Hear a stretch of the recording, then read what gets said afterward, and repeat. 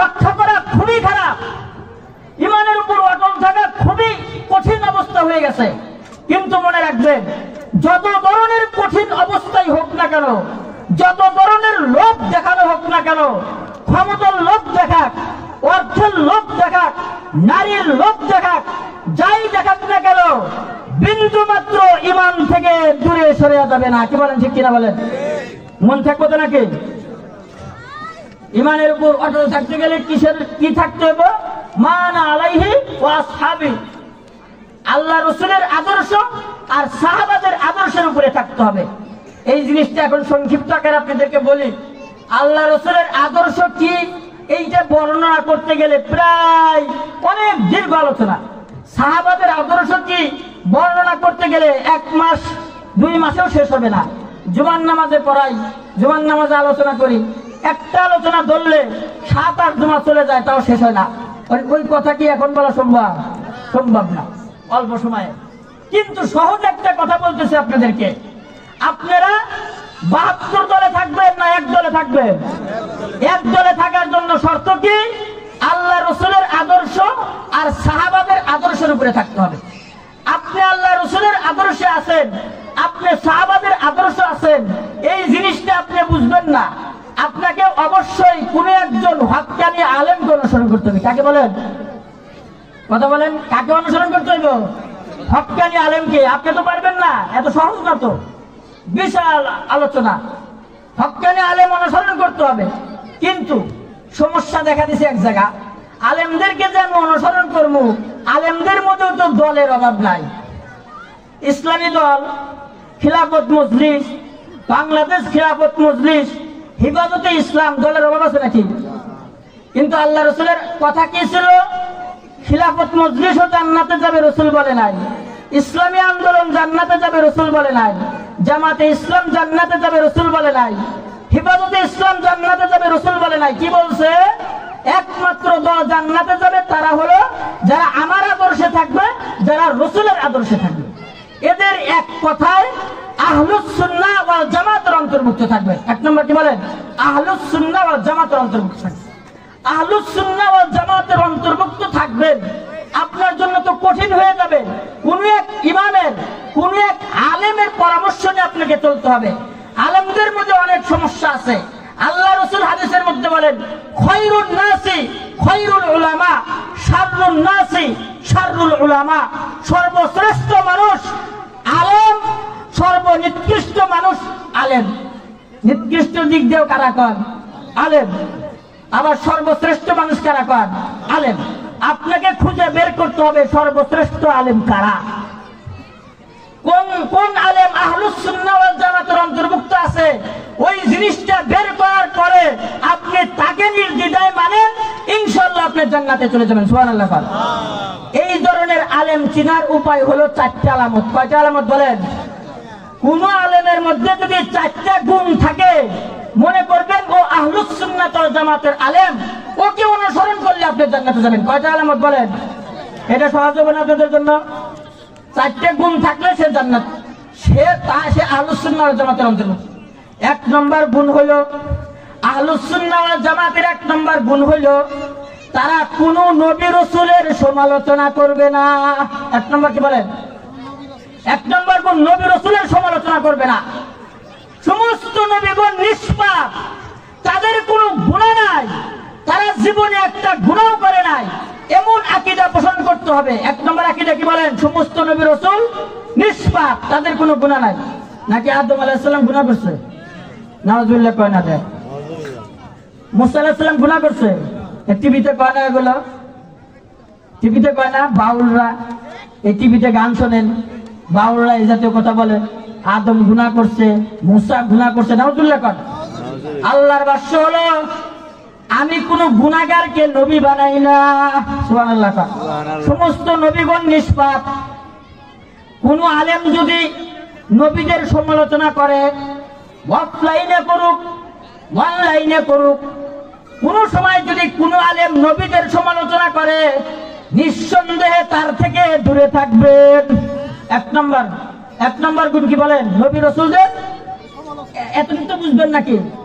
রাসূলের সমালোচনা করতেছে, এটা বুঝবেন না? রসুলের খারাপ বললো, রসুলকে খারাপ করলো, নবীদেরকে খারাপ করলো, নবীদেরকে গুনাহগার করলো, এই কথাগুলো বললে এটা যে রসুলদের সমালোচনা হতেছে এই জিনিসটা বুঝবেন না আপনারা। বাস সাথে সাথে সেখান থেকে উঠে যাবেন যে সে আহলুস সুন্নাহ ওয়াল জামাতের আলেম না, সে গুমরাহ, সে নিকৃষ্ট আলেম। 2 নম্বর, আহলুস সুন্নাহ ওয়াল জামাতের দ্বিতীয় পরিচয় হলো তারা কোনো সাহাবাদের সমালোচনা করবে না। 2 নম্বর গুণ কি বলেন? সাহাবাদের সমালোচনা করবে না। সেই সাহাবা আবু বকর হোক, আলী হোক, উসমান হোক, আমিরে মুয়াবিয়া হোক, যে হোক না কেন, আল্লাহ রাসূল বলেন আলাইকুম বিসুন্নতি ওয়া সুন্নাতিল খুলাফাইর রাশিদিন আল মাহদিয়্যিন। অনেক ইখতিলাফ দেখা দিবে, সেই সময় তোমরা আমার আদর্শে থাকবা, আমার রাসূল সাহাবাদের আদর্শ থাকবা। আমার সাহাবারা কেমন? কয় আসহাবি কান নুজুম ফাবি আইয়িহিম ইহতিদাইতুম। আমার সাহাবারা হলো একজন নক্ষত্রের মতো, যারা তার একজন সাহাবার কেউ যদি অনুসরণ করে সে হিদায়াত পেয়ে যাবে, সে জান্নাতে চলে যাবে। সুবহানাল্লাহ। সাহাবারা মিয়ারে হক, সত্যের মাপকাঠি। সাহাবাদের গুনাহ ছিল, কিন্তু তাদের ক্ষেত্রে আমাদের আকীদা হলো তারা মাগফুর। তারা কি বলেন? মাগফুর। গুনাহের সময় ছিল, আল্লাহ তাআলা তাদেরকে ক্ষমা করে দিয়েছেন। সুবহানাল্লাহ। আল্লাহ বলেন রাদিয়াল্লাহু আনহু ওয়া রাযু আন। সাহাবারা আমার উপরে সন্তুষ্ট, আমিও সাহাবাদের উপর সন্তুষ্ট। সাহাবাদের উপরে আল্লাহ সন্তুষ্ট, আমি আর আপনি সমালোচনা করার কিনা? কি বলেন আপনারা? 2 নম্বর, আহলুস সুন্নাহ ওয়াল জামাতের অন্তর্ভুক্ত আলেম হলো তারা কোন সাহাবাদের সমালোচনা করবে না। 3 নম্বর গুণ হলো, ঠিক আছে, সমস্যা নেই। 3 নম্বর গুণ হলো আহলুস সুন্নাহ ওয়াল জামাতের তারা কোন ইমামের সমালোচনা করবে না। সুবহানাল্লাহ। পূর্ববর্তী কোন ইমামের সমালোচনা করবে না। ইমাম কারা? ইমাম কয়েক ধরনের আছে। আকীদার ক্ষেত্রে ইমাম আছে, ফিকার ক্ষেত্রে ইমাম আছে, হাদিসের ক্ষেত্রে ইমাম আছে, তাসাউফের ক্ষেত্রে ইমাম আছে।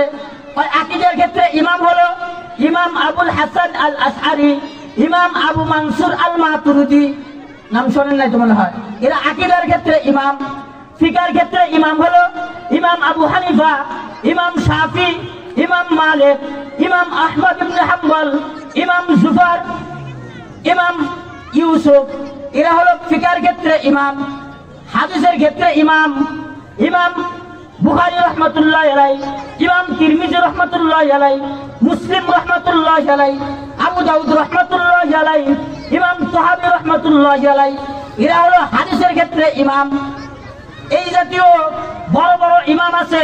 আহলুস সুন্নাহ ওয়াল জামাতের 3 নম্বর পরিচয় হলো এরা কোনো সময় কোনো ইমামের সমালোচনা করবে না।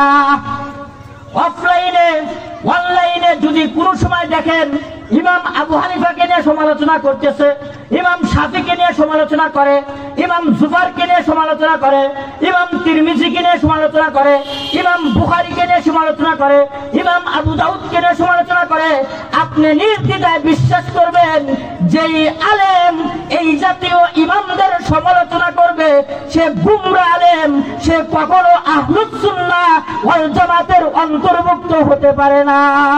সুবহানাল্লাহ। কয় নম্বর গুণ পেলাম আমরা? 3 নম্বর। 4 নম্বর গুণ হলো আহলুস সুন্নাহ ওয়াল জামাতের 4 নম্বর গুণ হলো পুরা আলেম সমাজ থেকে মুখ ফিরাবে না। পুরা আলেম সমাজ থেকে মুখ ফিরাবে না। আগে বেশি ব্যক্তিগত আলেম খারাপ হতে পারে, ব্যক্তিগত আলেম চুরি করতে পারে, চুরি যদি আলেম করে সে চোর, ডাকাতি যদি আলেম করে সে ডাকাত, জিনা যদি আলেম করে সে জিনাখোর, তার জন্য নির্ধারিত শাস্তি আছে। কিন্তু 1-2 জন আলেমের জন্য পুরা আলেম থেকে মুখ সরায় নেওয়া, আলেমরা গুনাহগার, আলেমরা কিছুই বোঝে না, আলেমরা জাতির বোঝা, আলেমরা সমাজের বোঝা, এই জাতীয় কথা বলে বলে সব আলেম থেকে মুখ সরায় নেয়। মুহাদ্দিসিনে কিরাম, মুফাসসিরিনে কিরামগণ বলেন যারা পুরা আলেম থেকে মুখ সরায় নেবে নিঃসন্দেহে সে গুমরাহ। কারণ আল্লাহর রাসূল আলেমদের ক্ষেত্রে ভবিষ্যৎবাণী করে গেছেন। আল্লাহর রাসূল বলেন আমার মৃত্যুর পর আমার ওয়ারিশ, আমার অর্থগুলো আমার ওয়ারিশ না, মিরাস হবে না, আমার একমাত্র ওয়ারিশ